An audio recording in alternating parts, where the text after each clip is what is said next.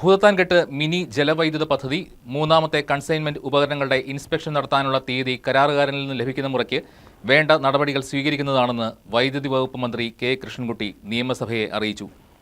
Antony John എം.എൽ.എയുടെ നിയമസഭാ ചോദ്യത്തിന് മറുപടിയായിട്ടാണ് മന്ത്രി ഇക്കാര്യം സഭയിൽ വ്യക്തമാക്കിയത്.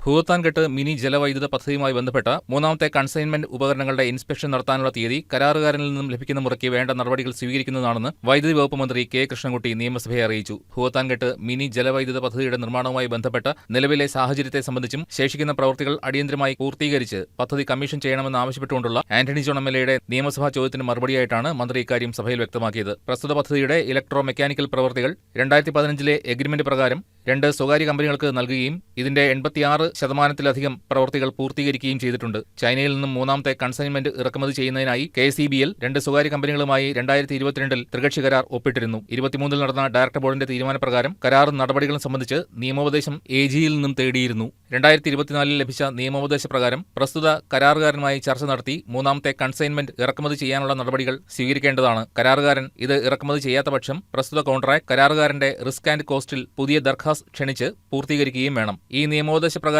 KCBL കൺസോർഷ്യവുമായി പലവട്ടം ചർച്ചകൾ നടത്തിയെങ്കിലും ഇരുകൂട്ടരും തമ്മിലുള്ള സാമ്പത്തിക തർക്കങ്ങൾ കാരണം ചർച്ചകൾ ഫലം കണ്ടില്ല. അതുകൊണ്ട് 2025 കൂടിയ ഫുൾ ടൈം ഡയറക്ടർമാരുടെ യോഗത്തിൽ കരാറുകാരന്റെ റിസ്ക് ആൻഡ് കോസ്റ്റിൽ ടെർമിനേറ്റ് ചെയ്യുവാൻ തീരുമാനിക്കുകയും ടെർമിനേഷൻ ഉത്തരവ് കരാറുകാരന് നൽകുകയും ചെയ്തു. എന്നാൽ ഇതിനെതിരെ കരാറുകാരൻ കേരള ഹൈക്കോടതിയെ സമീപിച്ചു. സിംഗിൾ ബെഞ്ചിൽ നിന്നും KCBL എടുത്ത നടപടി ശരിവച്ചുകൊണ്ടുള്ള ഉത്തരവ് ലഭിച്ചെങ്കിലും ഇതിനെതിരെ കരാറുകാരൻ ഡിവിഷൻ ബെഞ്ചിൽ റിട്ട് അപ്പീൽ നൽകി. ഇതിന്മേൽ കോടതി വാദം കേൾക്കുകയും മൂന്നാമത്തെ കൺസൈൻമെന്റ് ഇറക്കുമതിയുമായി ബന്ധപ്പെട്ട പ്രശ്നങ്ങൾ പരിഹരിക്കാൻ സമയം അനുവദിക്കുകയും ചെയ്തു. തുടർന്ന് കഴിഞ്ഞ വർഷം സെപ്റ്റംബറിൽ നടന്ന വിസ്താരത്തിൽ കോടതി KCBL-നോട് കരാറുകാരനുമായി യോഗം നടത്താൻ ഉത്തരവിട്ടു. കരാറുകാരനുമായി നടന്ന മീറ്റിംഗിൽ മൂന്നാമത്തെ കൺസൈൻമെന്റ് ഉപകരണങ്ങളുടെ ഇൻസ്പെക്ഷൻ നടത്തുവാനുള്ള സജ്ജീകരണങ്ങൾ ഒരുക്കിയതായി കരാറുകാരൻ KCBL-നെ അറിയിച്ചു. തുടർന്ന് നടന്ന ഫുൾ ബോർഡ് യോഗത്തിൽ മൂന്നാമത്തെ കൺസൈൻമെന്റ് ഉപകരണങ്ങളുടെ ഇൻസ്പെക്ഷൻ നടത്തുവാനും KCBL തീരുമാനിച്ചു. ഇൻസ്പെക്ഷൻ നടത്താനുള്ള തീയതി കരാറുകാരനിൽ നിന്ന് ലഭിക്കുന്ന മുറയ്ക്ക് വേണ്ട നടപടികൾ സ്വീകരിക്കുന്നതാണെന്ന് മന്ത്രി കെ കൃഷ്ണൻകുട്ടി നിയമസഭയെ അറിയിച്ചു.